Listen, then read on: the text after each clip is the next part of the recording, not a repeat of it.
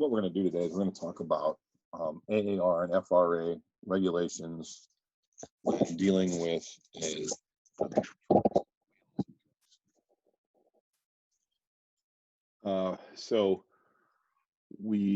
I'm going to show you what the AAR manual looks like. So it's in here, it's in truck and wheel sets. It's in the truck and wheel set training materials. We're going to go to the full manual PDF. Oh, no, sorry, it's down here. The 2020 AAR field manual. Remember, the AAR is the Association of American Railroads. And these guys are gonna, so all the railroads, or most of the railroads, got together and they tried to say, well, if this is in your shop and you're fixing something, how about you check these things too, and let's see if we can fix a few more things while we're in the shop, so we don't have to delay later on. Fix a wheel today and then 2 days later pull the car back out of service to replace a draft gear, then a couple of days later pull it back out of service to replace a knuckle. That'd be wasting your time, and that car doesn't go anywhere and the load doesn't get delivered. So what can we fix while we have it? So we're going to pull this AAR field manual up. If we go to page 331,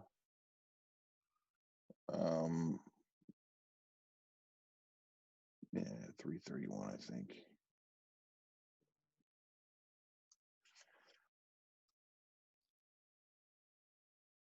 Yeah, right in here. All right. If you go through this section, it's Rule 41. It's the chapter. Rule 41 is like the name of a chapter, and that chapter is going to tell us what all about railroad wheels and what how you tell if they're good or bad, and the gauges we use. So 331, no, 332. 332 right here is Rule 41 wheels. What we're going to look at today is section A, cause for attention, or like renewal, like when do you take out a wheel and why? And gauging is important. Okay, so trying to figure out what gauge to use and that kind of stuff, we'll go through that in a different class. But well, let's talk about some of the defects that can happen. So what's condemnable at any time? A thin flange, right? If it's 15/16 of an inch or less. In the video that's going to follow, I've made a video already, and in the video that's to follow, we're going to talk about gauging requirements when we change it out. Thin flange, 15/16 of an inch thick or less, meaning that this flange has worn down. This is the side profile of a wheel, or the front profile of a wheel. So I'm going to go through, and in the video, I talk about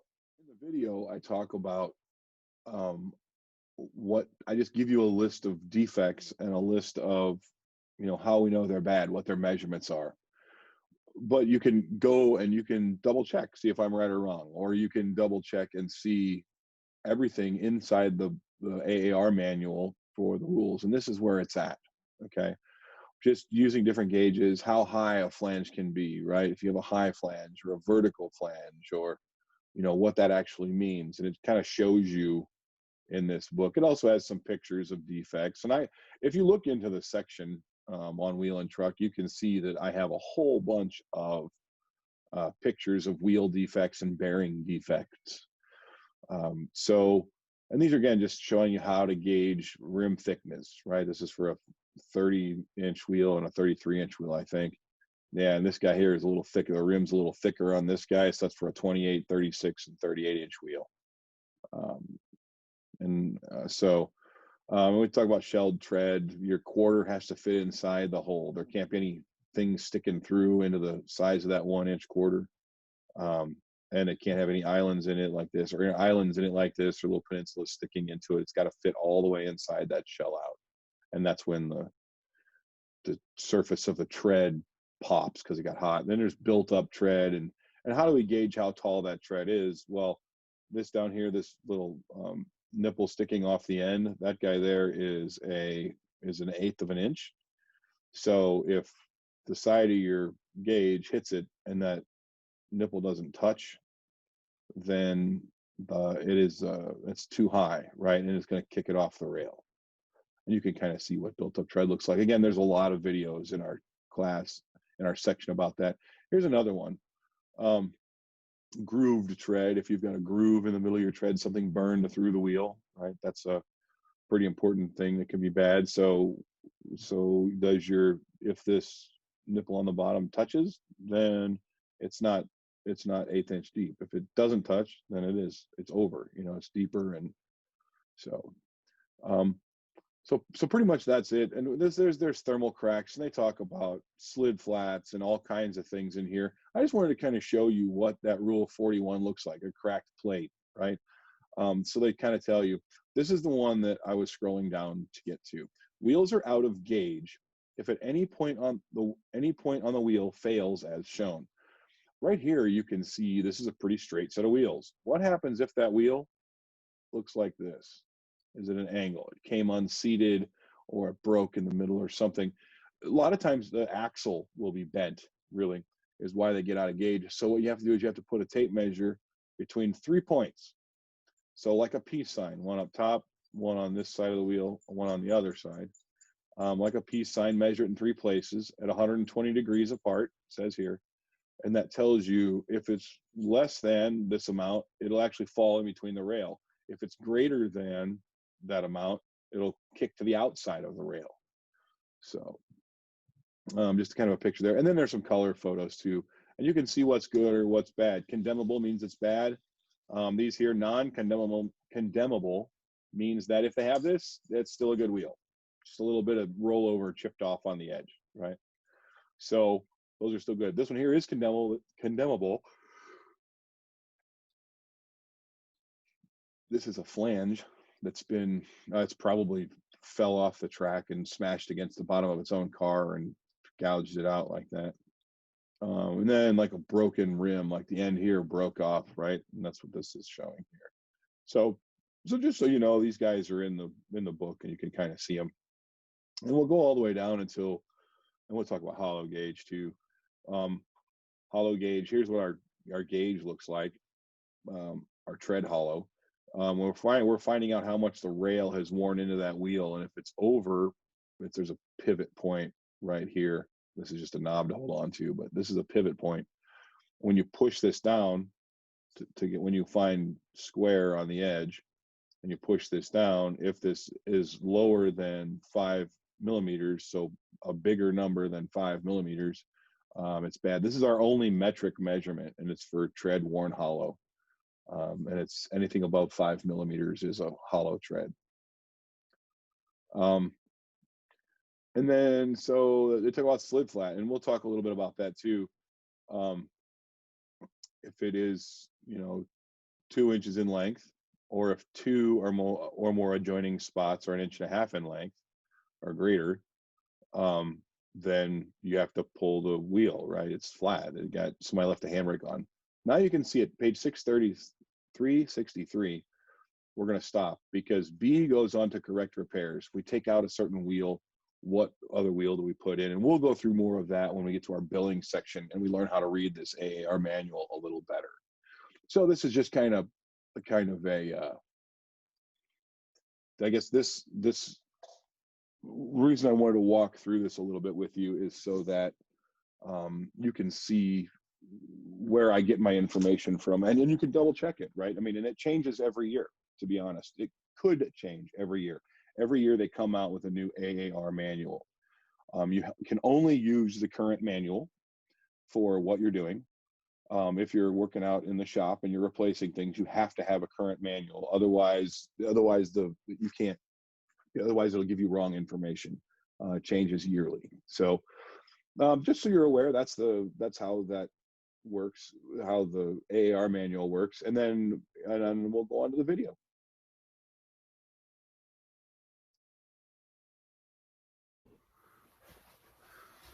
Hey, good morning.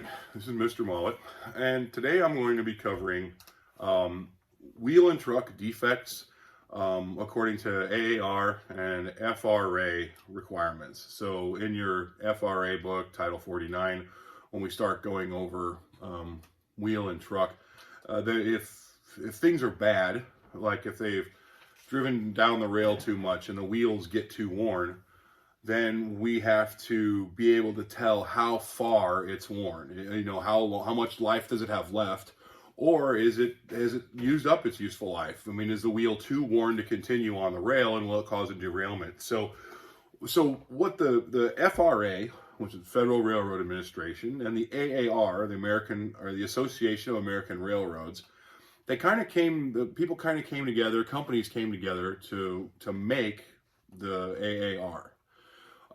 So that there was a standard practice, or there was like maybe a shop manual that you could go by to make sure that everybody's company was being treated fairly, and that they weren't just taking out stuff to take it out and change it to make money.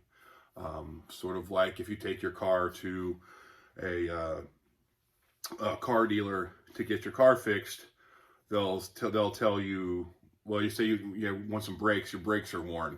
And you go in, and you know you need brakes, and you go in, and they say, well, the brakes were bad, and we were going to replace those. But really, your rotors, they're pretty worn, and it's recommended to replace them if they're worn more than 1/4 inch of their original thickness. And so that's exactly what the AAR does. The AAR tells us that the wheel has been used and it's been worn, but maybe it's not bad yet. You could get a little life out of it yet. You can't replace that. However, if it is worn and it's been used up and there's not much left of that rim or the flange or something, that's where you come up with the rules for wear limits. Okay, so you can find these in your AAR book under the wheel and truck section. You can also find these in some of them you can only find in the FRA manual, and those are just the rules that the federal government says you can't put this on the rail if the wheel is worn this far. So there's going to be a little bit of confusion with this because I'm going to walk you through AAR defects and some FRA. If there's a difference, it'll be written in parentheses, like right here, AAR. It's an AAR rule. This one here, the FRA rule, because they're different if you slid flat FRA or slid flat AAR. And I'll actually add that to our board here in a minute, because I should have done that already, but I didn't. So let's get started. So wheel and truck defects, these are just some things that you really have to know when a car comes into the shop and it needs a brake beam got broken. But then you start looking a little closer, and you start seeing, oh, the wheel looks like it's got a thin flange, right? If the flange breaks off or the flange is too thin, it can pick a switch, or it can jump the track, or it can break completely off and just fall off the track, right? So when do you know how to replace it, right? Or when you know to replace that stuff? When you're looking at it in the shop, or if a train's driving by and you're looking at it and something doesn't look right, when it stops, after you blue flag it and you get to looking at it with your fellow carmen, you'll look at that wheel, and then you can take out a gauge and you can gauge it. And we've got different gauges, and we'll have another class on that in the future here. But let's talk about these guys. So if your wheel set is out of gauge, your wheel set, remember, you can't just take a wheel off. You have a whole wheel set, right? 2 wheels, the axle, and the bearings on the ends, right? That's a whole wheel set. When you have a bad wheel with just one wheel, you have to jack the train up, lift the trucks up, pull that whole wheel set out, and replace the whole wheel set, right? You can't just take a wheel off and put a new wheel on. They're pressed on there. So, by big hydraulic presses. So, sometimes those wheels, instead of being straight, one's bent, one came unseated, or it was in a derailment and the axle is twisted, right? The axle can be bent. So, instead of having your wheels straight together, one's looking like this. So, when that happens, when it's in the middle, it'll roll on the rail. When it gets to the wide side, it'll push the rail apart because the flanges push the rail. And then all of a sudden it gets to the thin part and it drops in between the rail. All right. And that's going to cause a derailment. So remember, 2 places on that guy where it's when it's sitting like this, 2 places are still straight, here and here. They're still straight on the rail. This one's too wide. This one's too thin. So you have to measure that wheel in 3 places, 120 degrees apart. So if you got your circle, right, you got 180 is across from each other. So 120, you're gonna go here like a peace sign, right? 3 different parts of that wheel at 120 degrees. And you have to measure to make sure that it'll stay on the rail, right? Are the flanges far enough apart? So if it's less than 52 and 5/16, it'll probably drop off the rail, or it could. If it's greater than 53 and 3/16, so 53 inches and 3/16 of an inch, it can push itself out of the rail, or it can flop the rail over, or whatever. So you need to take this guy out, right? That means it's bad. So it's a wear limit to say the set is out of gauge. The whole wheel set is out of gauge. Remember, gauge is distance from rail to rail. Right? All right, brake beam wear liners. Anytime your brake beams slide inside of those trucks, right? When they apply the brakes, and then they slide back when the brakes come off. And when they, through that wearing process back and forth, the ears that go inside of the truck sides, or that'll wear down. If those guys are worn greater than or equal to a 1/2 inch, got to take them out, right? So we'll take the beam out, take the wheel out, take the beam out, take those wear liners out, and then put new ones in. Set the new beam in, put the wheel back in it, drop it down, put it under the car, send it on its way. Here's a thin flange, AAR. There are rules for thin flange on AAR and FRA, and I need to add those. I will add those at the end of this video, so you don't just have to watch the back of my head while I write things down. But I will put a star by it so that I know FRA. So AAR thin flange is greater than or equal to 15/16. Remember, the flange is the lip on the inside of the wheel that keeps the wheel on the rail, right? It can't go past it because it's a catch that's on the inside of the rail. If it's worn super thin, so it just thins down a little bit, it can go through a switch and pick a switch, and when that happens, half your train goes, or half your rail car goes one way, the other half goes on the switch, and it splits a track. So not good, obviously.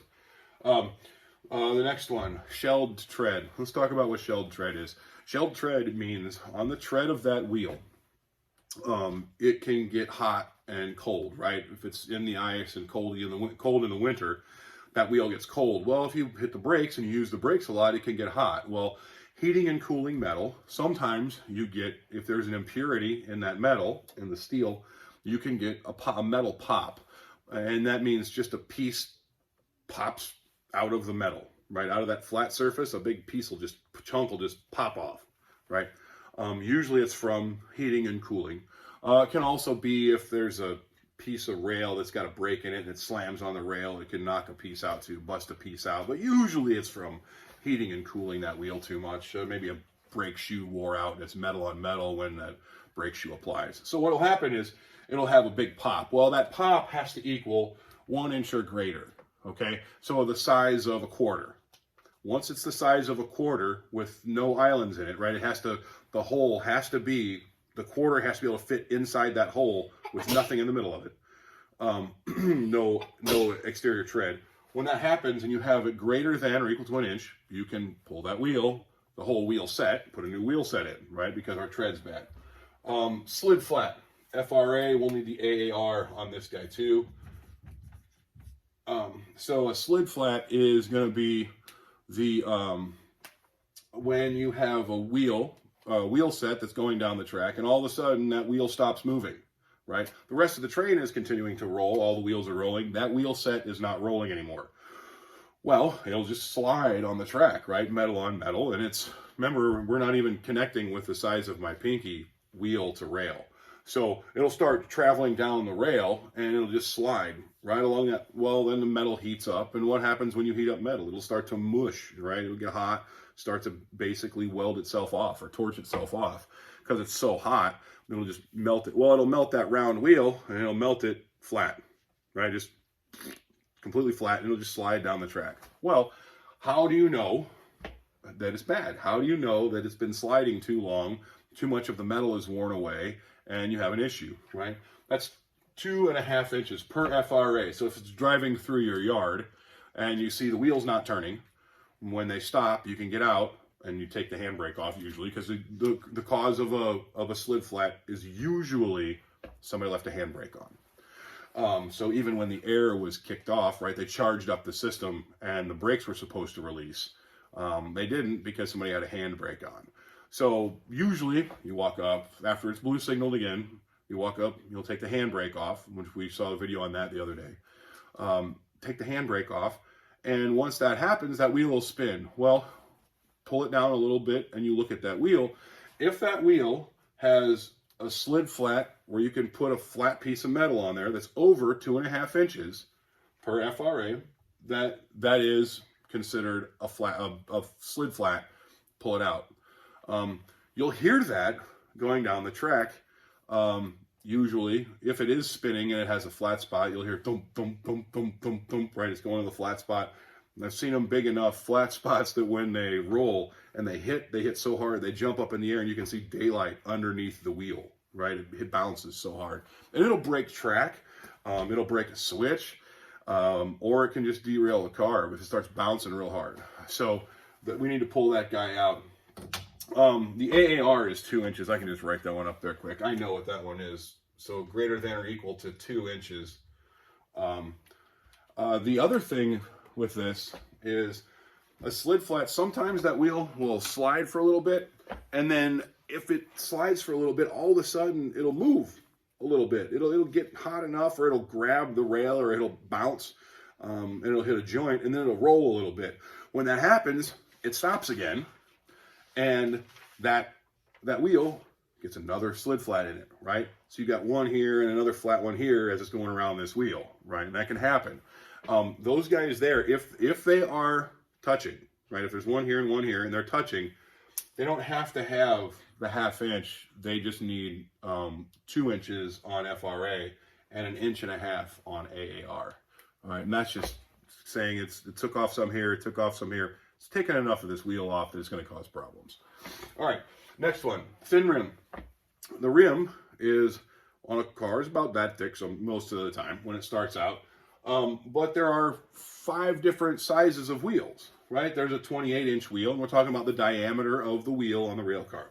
28 inches, 36 inches, 38 inches, and that is, let's see, 36, yeah, so those guys have a little bit different size rim than a 30-inch or a 33-inch. So if those guys are worn greater than or equal to 7/8, it's bad. And if the 30 or 33 is worn more than 3/4 of an inch, it's bad.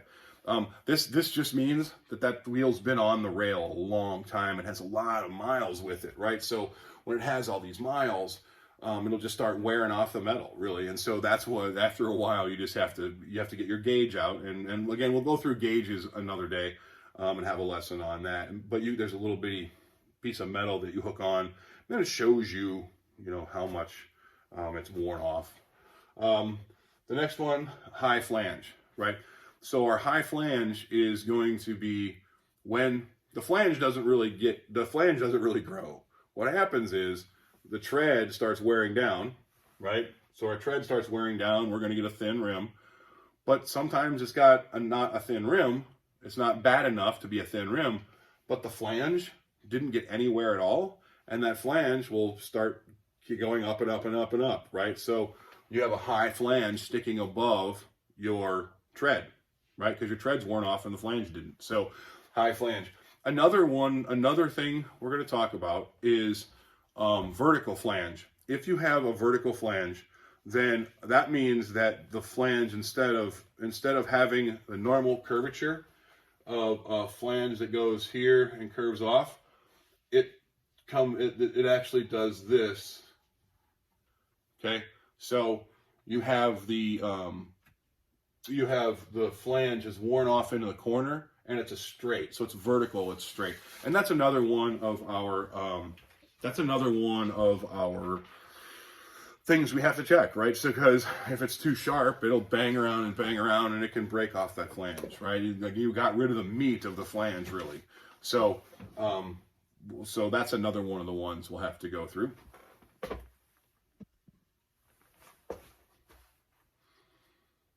All right, so let's continue on. Now I've got a different set of defects up there. The first one I want to go over is what I didn't have on there last time I finished. So the AAR thin flange is greater than or equal to 15/16. The FRA rule on that is greater than or equal to 7/8. Like, it has to be bad for the FRA to pull it out. The AAR says that, like, well, it's on the rip track already. It's in the repair track, because that's where, and I didn't explain this earlier, the AAR book only applies to working on things in a shop, okay, like the service manual I talked about for automotive, right? So that AAR book is only used on the rip track. So it says, well, it's already here. It's already on the rip track. We've already got the train up in the air.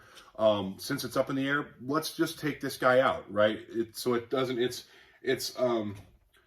more restrictive for AAR just because they want to say, like, look, well, it's not quite FRA bad yet, but since it's already in the shop, it's almost there. Let's pull it. But it still has to meet the AAR rules, right? And that's the book where all the railroads got together and they talked about, hey, well, it's close. It's already on the shop. Go ahead and fix it while it's here. It's kind of a cool standard, right? So just so you know, AAR is more restrictive, meaning you can pull it out faster, and pull it out of service faster or out of use, and replace it. So let's go to some next ones. A key thing to remember is an 1/8 inch. An 1/8 inch is not very big, right? Itty bitty guy. But what that means is it's something has been happening repeatedly, and that when you have an 1/8 inch of wear on something, on steel, it's been riding a while. There's a problem there that's caused this to happen. So, and it's going to get worse, right? That's what it's telling you. So anytime you have a scrape or a dent or a gouge or anything on a wheel, if it's over, greater than or equal to 1/8 of an inch deep, you can pull that wheel. All right. Meaning, so same thing if there's say a brake beam lost its shoe and it pushed against the wheel, and as it pushed against that wheel, it was rubbing. Well, there was a rivet sticking out of the brake head. Well, as that wheel goes on here, what's it going to create? It's going to create a groove, right? A gouge or a groove in that wheel. If that groove or that gouge is over 1/8 of an inch deep, pull the wheel. Okay, it has to be that deep though. Next one, built up tread. Again, keep in mind, anything on that surface of that wheel that is 1/8 of an inch or bigger, whether it's dug into the wheel or whether it is added on to the wheel, right? So when things start melting and your brakes have actually the brake pad came off and the brake beam is hitting that wheel as it's going by, this guy will start to melt, right? It's made of thinner metal. And it'll start melting, but it'll stick to the wheel. Now it's getting super hot, so it basically friction welds itself to that wheel. So you'll see it looks like somebody took a big stack of paper and pushed it from the top, and it kind of just like how it, like a waterfall of paper it goes over. That's what it looks like, and it looks like you can walk up there and just pull it off, right? It's called built up tread, and you can't. You can't chisel it off. It's on there. It's welded to it, right? So because of friction and heat. So that guy there, if that's built up over 1/8 of an inch, now you're going to have a little bit of that sometimes, but if it's built up over 1/8 of an inch, then you can pull it, right? Because what's going to happen? It's going to hit that. Another one of the reasons why you hear wheels going bump, bump as they go by, dunk, dunk, dunk, dunk, dunk, is because of built up tread, right? It hits that built up tread and then bump, bump, bump every time it hits it. So greater than or equal to 1/8 of an inch.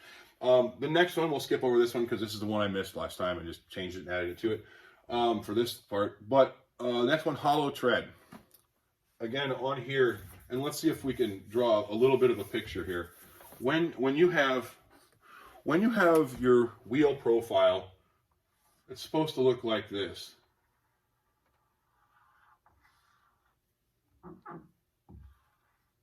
Okay, this is the wheel profile. Flange, right? Your rim is here. This is your tread. So what happens is sometimes your trucks get stiff, right? There's not enough clearance between the center plate on the body bolster and the center bowl on the truck bolster. And when you don't have enough clearance, those trucks actually get stuck. And so they don't move like this going around turns. Well, what happens with that is your wheels then don't move on the track and wear evenly. They get stuck in one place.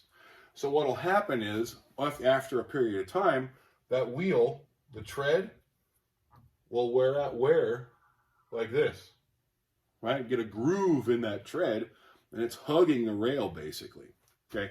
So now that's an extreme cut right there. What we have to look at is a hollow gauge, and it's a gauge we set on our wheel. It sits right across here. It's a big square like that, or rectangle, and it's got a thumb that sticks down. If that thumb sticks down too far, meaning that there's a hollow spot in that wheel over 5 millimeters, then that wheel is bad. Pull it out. This is the only measurement we have that is done in metric. The only thing, and I have no idea why they didn't do it, but I guess it's really hard to come up with, 7/64 or something on a wheel. So, hollow tread, that's what that means. It's been hollowed out by riding on the rail. Next one, know this too. Anytime you see a wheel with a piece missing, chunk taken out, broken, where there is a crack down the middle of the plate, or the part of the tread is just busted out, or the flange is broken off, right? Broken, cracked. If somebody welded on it, which you can't do, it's illegal to do so. It's happened, I guess, but if you see that, it's got to come out. And then scraped we talked about up here, so I'll take that off of here. But if it's broken, cracked, or welded, you pull them out, right? And now these are just wheels. There are bearing defects too, right? So let's talk a little bit about bearings. What is a bearing defect? Well, if you've watched my videos on bearings and what tapered roller bearings are, you've seen how there's an outside race, there is a cage that holds the cylinders, and then there's an inside race, right? And that's how they move, like on a fidget spinner. They just spin like this, right? If you spin that bearing, you just take your hand and spin it, that bearing, if it's good, shouldn't make any noise. Maybe a bzzz, right? Sound like it buzz a little bit, but it sounds like it's pleasantly spinning on itself, right? If there's a chunk taken out of one of those cylinders, or if the bracket, the cage that holds those bearings is bad, or broken, or cracked, or there's metal kind of coming apart on those bearings, you'll hear that when you spin the bearing, right? So you spin the bearing and you'll hear it. It's called a growl. They call it growling. But that growler bearing, that's how we're going to be able to test our bearings. If you spin it and it makes a really terrible, grating metal, awful sound, pull it. And that's other than looking at it, seeing that it's broken, a chip is out, a chip broke out, or a bolt's missing, or it got overheated and melted the goo out, and melted the grease, and the grease is pouring out of it. Other than those actual visual things, really the only thing you can do for a bearing is to spin it just to see if it spins and it sounds good. So I don't want to go into a whole lot of that. If it's overheated, been on fire, all those kind of things, yeah, it's bad news, right? You got to pull that guy out of service. But really, it's a growler bearing is what you're looking for. And there are detectors along the railroad that will detect any bearing making a ton of noise. They call it an acoustic bearing detector. So what those guys will do is they'll report it. It'll go to the bearing desk, and it's a whole few people that sit at a computer waiting for these alerts to go off on the detectors. They call on the radio and they're in Omaha, Nebraska for the Union Pacific. But if they get in their desk and bing, red light pops up, there's a growler bearing or acoustic bearing detected, they will call to the closest yard or the closest repair guy. And they will call the engineer, and they'll say, stop your train, you have an acoustic bearing. Either go back and check it, make sure it's not on fire or something, because that grease can catch fire. And they'll tell them to put it in a siding track or change it on the main line. It depends on how hot the load is, meaning how important the load is. auto parts. We got to get them there and get them out. So they'll separate the train right there on the main line, stop the main line. We drive up with our truck, jack the car, pull it out, change out the whole wheel set, put a new wheel set in it, put it all back together to get on their way. Well, it's not that bad, but it's overheated, an overheated bearing, meaning that the grease is out, metal and metal contact, getting hot. It's going to torch itself off the car. They will take it and set it out into another track, and then they'll go back into their train and take off, and then we'll work on it the next day, right, if it's not an emergency car. So just so you know a little bit about bearings too. I didn't want to write it up here because there's a couple of things you can gauge on them, but to be honest, you're really just looking to see if the thing works. If it works, awesome, and there's no major chunks taken out. So this is my class on going through condemning limits and wear limits. Again, this can be found in the wheel chapter in your AAR book, or the wheel chapter in your in the FRA book. So, and I just pulled these numbers out of there, and that's where that comes from. And we'll have another class on those guys later. Thanks for your attention. Have a nice day.